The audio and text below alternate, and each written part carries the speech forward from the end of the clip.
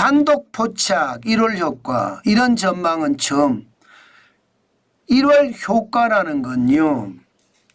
12월에 산타랠리가 있는 것처럼 1월 달에도 한 해의 시작점이니까 이게 주가가 좀 올라간다는 것.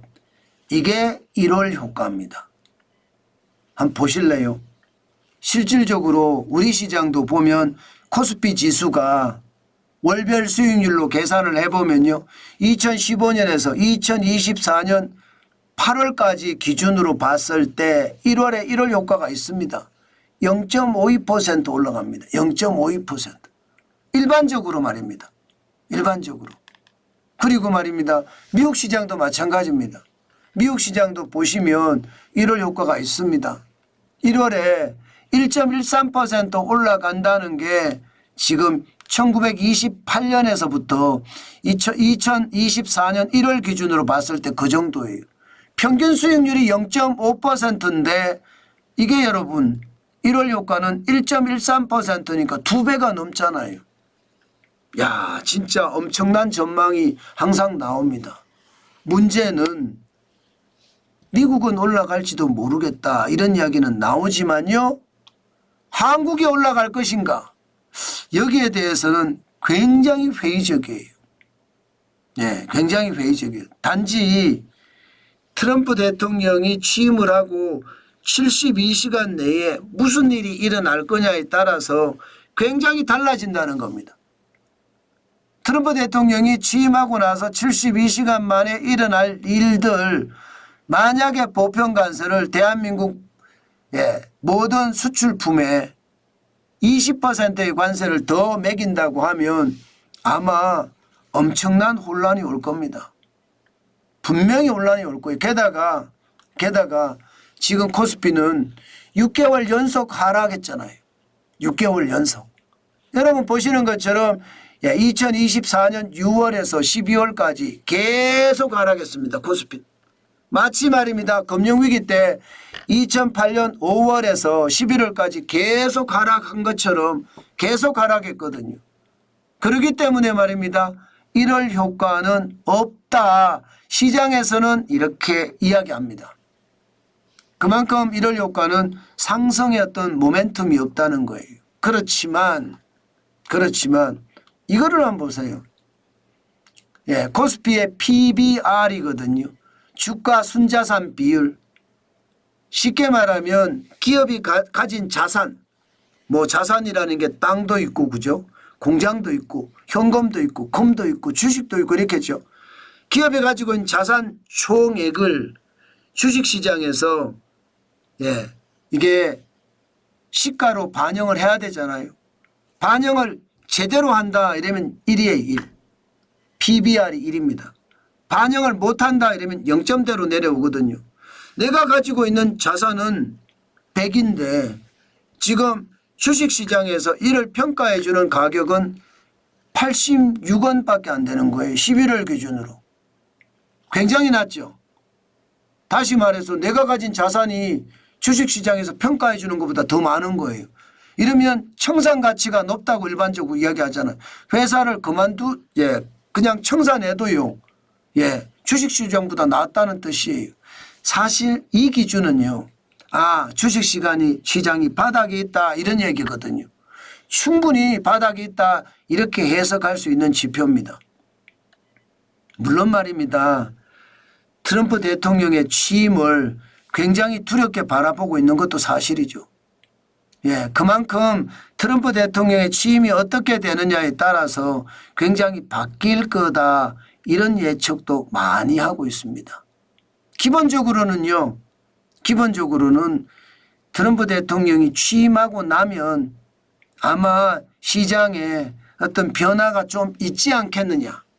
이게 올라가든 내려가든 또 변화가 있을 거고 윤석열 대통령에 대한 탄핵 심판도 지금 계속 이루어지고 있으니까 이 부분도 주가가 떨어질 수 있는 요소인데 이것도 좀 바뀌지 않겠느냐. 지금 현재 시장에서는 그렇게 예측하고 있습니다. 아마 말입니다. 1월 효과가 있느냐 없느냐를 따질 때 지금 코스피 같은 경우는 작년에만 9.6% 떨어진 데다가 최근 6개월 사이에 주가가 계속 떨어졌으니까 1월 3일에 2441.92까지 올라갔잖아요. 저점이라고 판단해서 외국인들이 산 거거든요. 예, 산 거거든요. 그래서 올라갔다 이렇게 봅니다. 주가는 예, 일반적으로 선행하잖아요. 예. 뭐 주가는 어떤 이벤트에 굉장히 앞서서 선행합니다. 그런 것을 감안하면 2025년 1월에도 예, 미국처럼 선행하는 모습을 보이지 않겠느냐 이런 전망 많이 나옵니다. 최악이라고 이야기하지만 워낙 많이 떨어져 있었기 때문에 1월에는 반짝이라도 약간이라도 상승하지 않겠느냐 이게 시장의 대체적인 전망입니다.